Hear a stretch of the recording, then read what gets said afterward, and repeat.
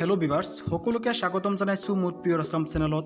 বন্ধুসকল, প্ৰধানমন্ত্ৰী উজ্জ্বলা আঁচনিৰ অধীনত যিসকলে গেছ সিলিণ্ডাৰ লৈছিল তেওঁলোকৰ বাবে এটা ডাঙৰ খবৰ। কেন্দ্ৰীয় চৰকাৰৰ নিৰ্দেশ অনুসৰি প্ৰধানমন্ত্ৰী উজ্জ্বলা আঁচনিৰ অধীনত যিসকলে গেছ সিলিণ্ডাৰ লৈছিল তেওঁলোকক 1 বছৰৰ বাবে 6টা সিলিণ্ডাৰ বিনামূলীয়াকৈ দিয়া হ'ব। গতিকে এই বিষয়ে সবিশেষ জনাম, ভিডিঅ'টো একেবাৰে শেষলৈ চাই থাকিব। ইয়াৰ আগতে আপুনি যদি মোৰ চেনেলটো এতিয়াও ছাবস্ক্ৰাইব কৰা নাই তেন্তে এনেকুৱা ভিডিঅ'বোৰৰ আপডেট সবাতোকৈ আগত পাবলৈ মোৰ চেনেলটো ছাবস্ক্ৰাইব কৰি কাষত থকা বেল আইকনটো প্ৰেছ কৰি দিব।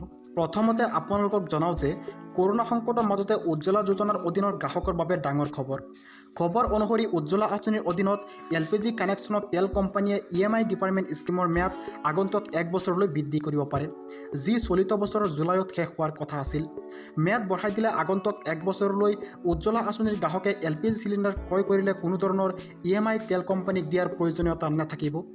উজ্জ্বলা আঁচনি অনুসৰি LPG কানেকশ্যন লোৱাৰ সময়ত গেছ ষ্ট'ভসহ মুঠ 3200 টকা দিবলগীয়া হয়। ইয়াৰে 1600 টকা ছাবচিডি পোনপটীয়াকৈ চৰকাৰৰ তৰফৰ পৰা দিয়া হয় আৰু বাকী 1600 টকা তেল কোম্পানীয়ে দিয়ে, আৰু সেই 1600 টকা গ্ৰাহকে EMI ৰূপত তেল কোম্পানীক ৰিটাৰ্ণ দিবলগীয়া হয়। কিন্তু তাৰ মাজতে ওলাইছে এটা ভাল খবৰ। সেই খবৰটো হ'ল 14 কিলোৰ প্ৰথম 6টা চিলিণ্ডাৰত দিব নালাগে কোনো ধৰণৰ EMI। পেট্ৰলিয়াম মন্ত্ৰালয়ৰ নিৰ্দেশ অনুসৰি তেল প্ৰতিষ্ঠানে EMI ডিপাৰ্টমেণ্ট স্কিম আৰম্ভ কৰিছে। 14 কিলোৰ প্ৰথম 6টা চিলিণ্ডাৰত 1 বছৰলৈ দিব নালাগে কোনো ধৰণৰ EMI। অৰ্থাৎ আপোনালোকে 14 কিলোৰ 1 বছৰত যদি 6টা চিলিণ্ডাৰ কিনে তেতিয়াহ'লে কিন্তু কোনো ধৰণৰ EMI তেল কোম্পানীক দিব নালাগে। গতিকে ভিউৱাৰ্ছ, এইটো আছিলে আজিৰ ভিডিঅ'টো ভাল লাগিলে সকলোৱে লাইক কৰিব আৰু এই ভিডিঅ'টো আপোনালোকৰ বন্ধুবৰ্গলৈ শ্বেয়াৰ কৰি দিব। ধন্যবাদ।